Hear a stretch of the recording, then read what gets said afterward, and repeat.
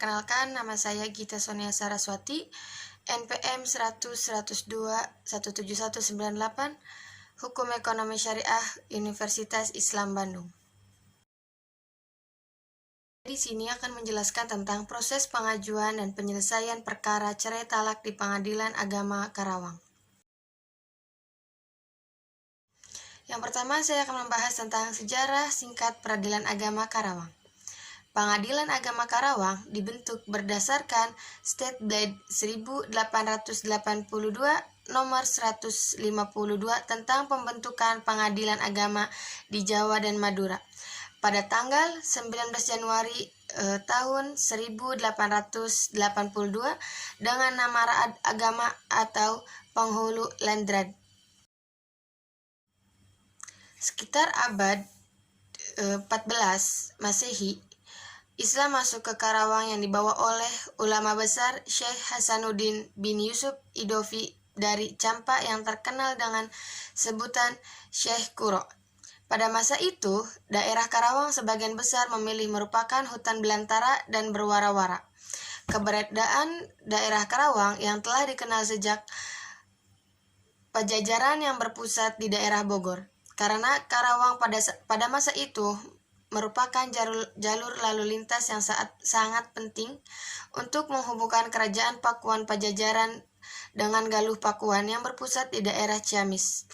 Luas wilayah Kabupaten Karawang pada saat itu tidak sama luas wilayah Kabupaten Karawang pada masa sekarang. Visi dan misi Pengadilan Agama Karawang tersendiri adalah visinya terwujudnya Pengadilan Agama Karawang sebagai pengadilan agama yang agung, dan misinya yang pertama meningkatkan kepercayaan masyarakat terhadap Pengadilan Agama Karawang, yang kedua mewujudkan pelayanan prima bagi masyarakat pencari keadilan, yang ketiga meningkatkan akses masyarakat terhadap keadilan. Selanjutnya, uraian tentang kondisi Pengadilan Agama Karawang. Pengadilan Agama Karawang merupakan salah satu pelaku kekuasaan kehakiman di bawah Mahkamah Agung Republik Indonesia bersama dengan peradilan negeri, peradilan militer, dan peradilan tata usaha negara sesuai dengan amanat Undang-Undang Dasar 1945 Pasal 24 Ayat 1. Kedudukan Pengadilan Agama Karawang ditegaskan kembali dalam Ayat 2 Undang-Undang Dasar Nomor 3 Tahun 2006 tentang Peradilan Agama. Peradilan agama merupakan salah satu pelaksanaan kekuasaan hak kehakiman bagi rakyat pencari keadilan. Uraian jabatan Pengadilan Agama Karawang. Yang pertama ada ketua.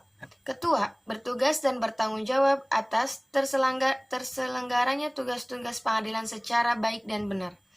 Yang kedua, memimpin dan bertanggung jawab atas jalannya Pengadilan Agama Kota Karawang. Yang ketiga, melaksanakan fungsi manajemen dengan baik.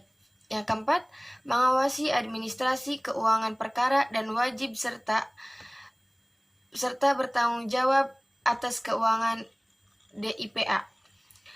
Yang kelima, memerintahkan, memimpin, dan mengawasi eksekusi sesuai dengan ketentuan yang berlaku.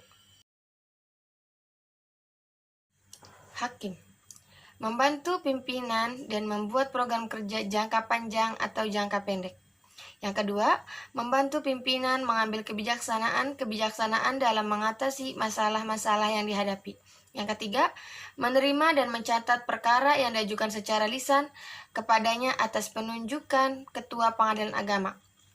Yang terakhir, melaksanakan tugas sebagai hakim pengawas sesuai bidang pengawasan masing-masing. Proses pengajuan dan penyelesaian perkara cerai di Pengadilan Agama Karawang. Perceraian merupakan sesuatu yang timbul atau terjadi karena adanya suatu ikatan perkawinan. Ikatan perkawinan seperti halnya disebutkan dalam KHI yang menyebutkan bahwa perkawinan bertujuan untuk mewujudkan kehidupan rumah tangga yang sakinah, mawaddah, dan warahmah.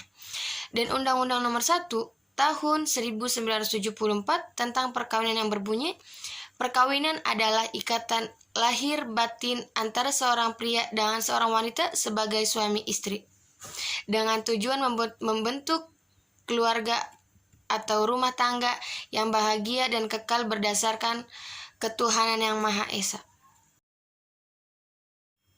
Yang pertama, perkara cerai talak. Langkah-langkah yang harus dilakukan pemohon atau suami atau kuasanya. Yang pertama ada mengajukan permohon secara tertulis atau lisan kepada pengadilan agama atau mahkamah syariah.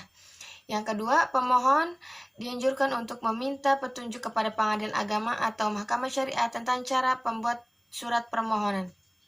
Yang ketiga, surat permohonan dapat dirubah sepanjang tidak merubah posita dan petitum. Yang kedua, perkara cerai gugat. Langkah-langkah yang harus dilakukan penggugat istri atau kuasanya. Yang pertama, mengajukan gugatan secara tertulis atau lisan kepada pengadilan agama atau mahkamah syariah. Yang kedua, penggugat dianjurkan untuk meminta petunjuk kepada pengadilan agama atau mahkamah syariah tentang cara membuat surat gugatan. Dan yang ketiga, surat gugatan dapat dirubah sepanjang tidak merubah posita dan petitum. Jika tergugat telah menjawab surat gugatan ternyata ada perubahan, maka perubahan tersebut harus ada persetujuan tergugat. Putusan pengadilan agama atau mahkamah syariah atas permohonan cerai gugat sebagai berikut. Yang pertama, gugatan dikabulkan apabila tergugat tidak puas dapat mengajukan banding melalui pengadilan agama atau mahkamah syariah tersebut. B. Yang kedua, gugatan ditolak penggugat dan mengajukan banding melalui pengadilan agama atau mahkamah syariah tersebut. C. Gugatan tidak diterima penggugat dapat mengajukan gugatan baru. Mungkin hanya ini yang saya dapat sampaikan, kurang dan lebihnya mohon maaf.